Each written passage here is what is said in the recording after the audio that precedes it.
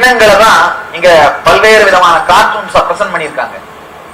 பல ஷேப் இருக்கிற டயகிராம்ஸோட நம்முடைய எண்ணங்களை தான் பிரசன்ட் பண்ணியிருக்காங்க.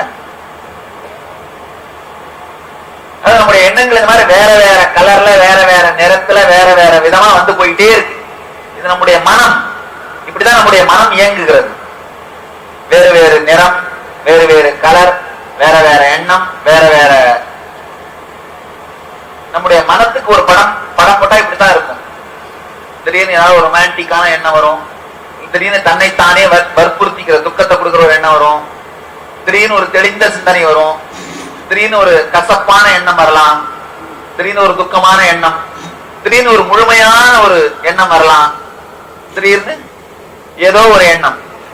இந்த மாதிரி தொடர்ந்து மாறி மாறி மாறி வேறு வேறு விதமான எண்ணங்கள் நமக்குள் பொங்கிக் கொண்டே இருக்கின்றது. அந்த எண்ணங்கள் ஓடிக்கொண்டே இருக்கின்றது. இந்த எண்ணத்துல நல்ல எண்ணம், ஆனந்தமானது அப்படின்னு நீங்க நினைக்கிறதெல்லாம் என்ன பண்றீங்க, எடுத்து ஒன்னா கனெக்ட் பண்ணி ஒரு விதமா பாக்குறீங்க. துக்கமான எண்ணம் அப்படின்னு நினைக்கிறதெல்லாம் என்ன பண்றீங்க, ஒரு விதமா எடுத்து கனெக்ட் பண்ணி துக்கம்னு பாக்குறீங்க. ஒரு சின்ன உதாரணம் சொல்லணும்னா,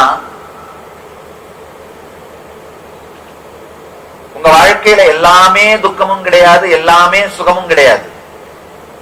ஆனா யார வேணா கேளுங்க, உங்க வாழ்க்கை எப்படி இருந்தது அப்படின்னு. உங்க வாழ்க்கையை நீங்க எப்படி ரிமெம்பர் பண்றீங்க, உங்க வாழ்க்கையை நீங்க எப்படி திரும்ப சிந்திச்சு பாக்குறீங்க, உங்க வாழ்க்கையை எப்படி நீங்க உணர்றீங்க அப்படின்றத பாத்தீங்கன்னா, பல பேர் நான் கேட்டிருக்கேன்,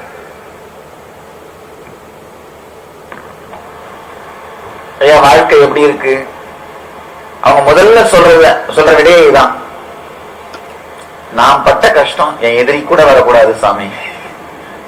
என்ன மாதிரி வாழ்க்கையில துக்கத்தை அனுபவிச்சவங்க வேற யாருமே கிடையாது சாமி. மற்றவங்களுக்கு சொல்றது மட்டும் இல்ல, உங்களை பத்தி நீங்க நம்புறதே அப்படித்தான் நம்புறீங்க.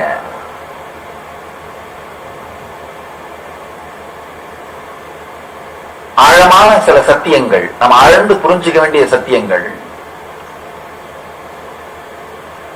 10 வயசுல உங்களுக்கு வந்த டிப்ரெஷன் வேற காரணத்துக்காக, வேற சூழ்நிலையில, வேற நிலையில வந்தது. 15 வயசுல உங்களுக்கு வந்த டிப்ரெஷன் வேற காரணத்துக்காக, வேறுபட்ட ஒரு சூழ்நிலையில, வேற ஒரு ரீசனுக்காக வந்தது. 20 வயசுல உங்களுக்கு வந்த டிப்ரெஷன் வேற காரணத்துக்காக, வேற ஒரு சூழ்நிலையில வந்தது. நேற்று உங்களுக்கு வந்த டிப்ரெஷன் வேற காரணத்துக்காக, வேற சூழ்நிலையில வந்தது. ஆனா நம்ம மனம் என்ன பண்ணும், இந்த எல்லா அனுபவங்களையும் கோர்த்து பார்த்து என் வாழ்க்கையே டிப்ரெஷன் தான் அப்படின்னு சொல்லுவோம்.